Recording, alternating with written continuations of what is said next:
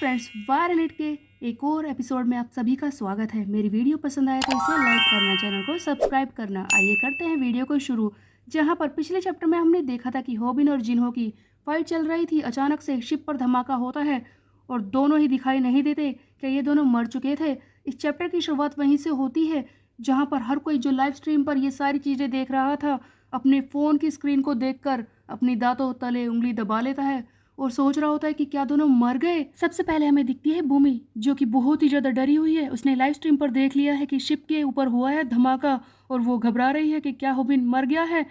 तब भूमि की voice over हमें बता रही होती है कि उस दिन एक ऐसी चीज़ हुई जिसे देखकर हर कोई हैरान हो गया था। कुछ पता नहीं चल पाया था कि आखिरकार हुआ क्या है। दूसरी तरफ हम देखते हैं कि समुद्र के पास खड़े गियोल, गायुल और योनियो तीनों ही बहुत ही ज्यादा हैरान हो रहे होते हैं। तब ग्योल कहती है कि पता नहीं क्या हुआ, लेकिन पुलिस वाले जो वहां पर गए थे वो वापस आ रहे हैं। गायुल, तुम चिंता मत करो, सब ठीक ही होगा, होबिन जल्दी ही आ जाएगा।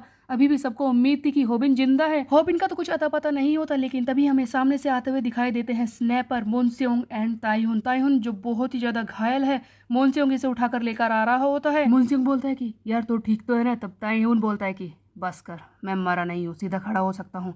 तभी स्नैपर जाकर गायुल के पास खड़ा होता है और कहता है कि गायुल, तुम इतनी हैरान क्यों हो, इस तरह से क्यों खड़ी हो। उधर हम देखते हैं कि पुलिस वाले वो भी चारों तरफ तितर बितर हो रखे हैं। डिटेक्टिव बोल रहा होता है कि पता नहीं होबिन यू कैसा है, वो ठीक तो होगा ना। किसी को कुछ पता नहीं चल रहा। पुलिस वालों को अंदाजा नहीं है, बल्कि इनकी टीम जो कि समुद्र के अंदर गई थी उन दोनों को बचाने के लिए, वो भी वापस आ रही होती है, इनकी दूसरी टीम। तब गियोल बोलना शुरू करती है कि स्नैपर, बकवास क्यों कर रहे हो, क्या तुम्हें कुछ भी नहीं पता? तुम समुद्र के अंदर से ही आए हो, क्या तुमने वो आवाज़ नहीं सुनी? तब स्नैपर बोलता है कि क्या आवाज़, कहाँ पर, और होबिन कहाँ पर है, क्या वो ठीक तो है ना? तब ग्योल बोलती है कि सचमुच तुमने कोई आवाज़ नहीं सुनी? तुम्हें पता भी है होबिन की शिप पर धमाका हुआ है। ये सुनता ही मुनस्योंग, स्नैपर और ताइहुन को बहुत ही बड़ा शौक लगता है। तब हम देखते हैं कि ताइहुन आकर गियोल का कॉलर पकड़ लेता और कहता है कि क्या बकवास कर रही है तू, क्या हुआ होबिन की शिप को, क्या उसमें धमाका हुआ है, सच बोल मुझसे। तब गियोल बोलती है कि मेरे कपड़ों को छोड़ो, जिस तरह से तुम परेशान हो ना उसी तरह से मैं भी परेशान हूँ। मुझे चिंता हो रही है कि होबिन यू ठीक है या नहीं, छोड़ो मुझे। तब स्नैपर डरी हुई गायुल को समझाने की कोशिश करता है और कहता है कि गायुल, तुम ऐसे क्यों खड़ी हो, चिंता मत करो, होबिन बिल्कुल ठीक होगा, वो मर नहीं सकता, तुम चिंता मत करो। अभी टीम 2 आई नहीं है, देखो वो लोग ढूंढने गए हैं ना, वो जल्दी ही बता देंगे, होबिन वापस आ जाएगा। तभी हम देखते हैं कि जो पुलिस वाले समुद्र के अंदर गए थे यानी कि टीम 2, वो वापस आ जाते हैं। पुलिस वालों को देखते ही हर कोई उसी तरफ भागता है और चिल्लाता है कि होबिन यू कहाँ पर हो तुम। हर कोई एक ही सुर में पूछना शुरू करता है कि होबिन कहाँ है, क्या वो ठीक तो है ना? तब पुलिस वाले जवाब देते हैं कि हुआ ये है कि शिप पर धमाका हो गया था, हम में से किसी को नहीं पता कि वो कहाँ है। शिप पर जितने भी लोग थे वो मिसिंग है, हमें किसी का भी कुछ पता नहीं चल रहा। ये सुनते ही हर कोई शौक में रह जाता है। तब तायुन बोलता है कि क्या वो मर गया, बता मुझे। लेकिन किसी के पास कोई जवाब नहीं होता। गायुल पुलिस वालों के सामने झुक गई है, वो रो रही है, प्लीज होबिन को ढूंढ लाओ, बताओ वो कहाँ पर है। तब पुलिस वाले कहते हैं कि हम आपसे माफ़ी मांगते हैं, हमें पता नहीं चल रहा है कि होबिन यू कहाँ पर है। तब स्नैपर कहता है कि खुद को संभालो गायुल, पता नहीं मैं क्यों रो रहा हूँ उस होबिन के लिए, प्लीज़ होबिन वापस आ जाओ, हम साथ में घर जाना चाहते हैं, वापस आ जाओ। एक बहुत ही बड़ा सवाल कि होबिन यू जिंदा है या नहीं, सभी लोग इसी के साथ घूम रहे थे। और उसके बाद हमें यहाँ से सीधे थोड़े दिनों बाद का सीन दिखाया जाता है, जहाँ पर हम देखते हैं कि भूमि स्कूल में होती है और भूमि की वॉइस ओवर हमें बताती है कि उस दिन के बाद से कितने दिन निकल गए, अब तो सर्दियाँ शुरू हो चुकी हैं, पता नहीं होबिन कहाँ पर है। उस दिन जो कुछ हुआ था वो कोई भूल नहीं सकता। हर एक बुरे आदमी को पनिशमेंट मिली थी। जिनहोली के साथ जो कोई जुड़ा था उन सबको सजा मिली। हर किसी को पुलिस ने पकड़ लिया था। जितने भी लीडर्स उससे जुड़े थे उन सबको पकड़ लिया गया। उसके अलावा जो भी कोई बचा था वो अपने लीडर्स के बिना बेकार हो चुके थे। पूरी दुनिया कुछ दिन के लिए तो शांति में थी, लेकिन एक इंसान का कुछ पता नहीं था। जो होना चाहिए था वही हुआ। हर एक बुरे इंसान को सजा मिली थी। मेयर जाएवों को भी पकड़ लिया गया और हाइसुसियो, उसे भी अपने बुरे कर्मों की वजह से दोबारा से जेल में जाना पड़ा। जिसने भी जो भी बुरा किया था उन सबको होबिन ने सजा दिलवा दी थी, लेकिन वो यहाँ पर नहीं था और मेरे अंदर बहुत ही कुछ खाली रह गया था। बस ऐसा ही लगता था कि कभी भी वो मेरे सामने आकर खड़ा हो जाएगा। होबिन कहाँ हो तुम? भूमि की एक ही ख्वाहिश बाकी थी, बस उसे होबिन की ही तलाश थी। हर किसी में उसे वही दिखाई दे रहा था।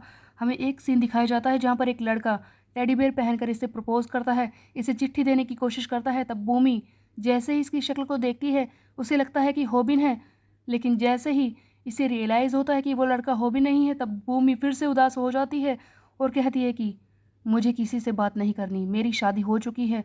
तब भूमि वहाँ से जाने लगती है और कहती है कि बस चाहे हर कोई उसे भूल जाए, पूरी दुनिया उसे भूल जाए, लेकिन मैं उसे नहीं भूल सकती।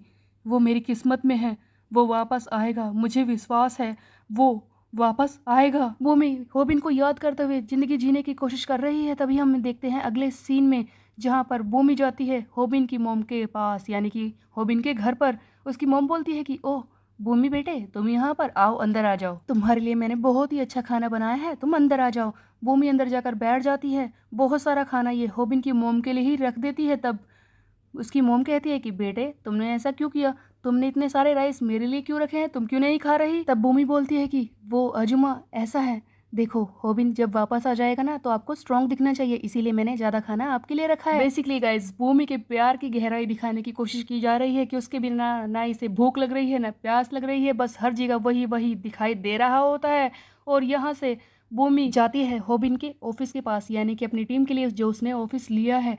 तब हम देखते हैं कि ऑफिस के अंदर सारी टीम है, सभी लोग बहुत ही ज़्यादा खुश से महसूस हो रहे थे। हर कोई यहाँ पर कोई ना कोई काम करने की कोशिश कर रहा होता है। हम देखते हैं कि गायुल वो क्रिसमस ट्री को सजा रही होती है, उस पर स्टार लगा रही होती है। तभी मांगी स्टार को छीन लेता है। तब गायुल चिल्लाती है कि तुम क्या कर रहे हो, इधर दो। और इस तरह से यहाँ पर ऐसा लगता है कि बिल्कुल नॉर्मल माहौल है, इनमें से कोई भी होबिन को याद नहीं कर रहा। ताइहुन अभी भी वैसा ही है, इसकी अकड़ अभी भी खत्म नहीं हुई है और ये बोल रहा होता है कि गियोल क्या कर रही है तू यहाँ पर, चल निकल, ये तेरा ऑफिस नहीं है।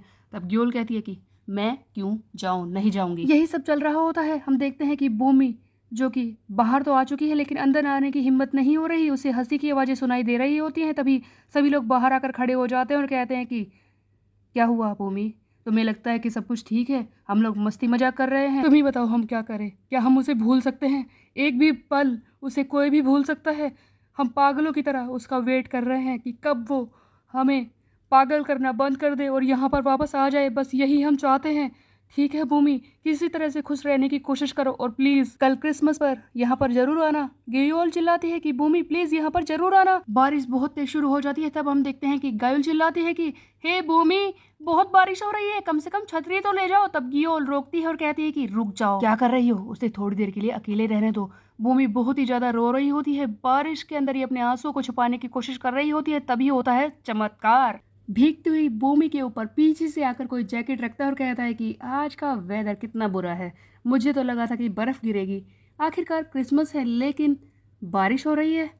खैर भूमि, मैरी क्रिसमस, मैं वापस आ चुका हूँ। होबिन जो कि जिंदा होता है वापस आ जाता है, जिसे देखकर भूमि इतना शौक में रहती है कि वो सीधे खड़ी है, कुछ बोलती तक नहीं। तभी बाकी सारे इस पर झपटते हैं और कूद कर इसके ऊपर चढ़ जाते हैं, किसी की भी खुशी का ठिकाना नहीं है। तभी हम देखते हैं कि अगले सीन में दिखाया जाता है कि सभी मिलकर इससे ऑफिस में ले जाकर बात करना शुरू करते हैं कि बताओगे क्या हुआ, किस तरह से तुम वापस आए, और तुमने तो हमें बहुत ही ज्यादा डरा दिया था। तब होबिन बोलता है कि लगता है इस कहानी का हीरो वापस आ गया, हर कोई इसी तरह से घूर रहा है मुझे।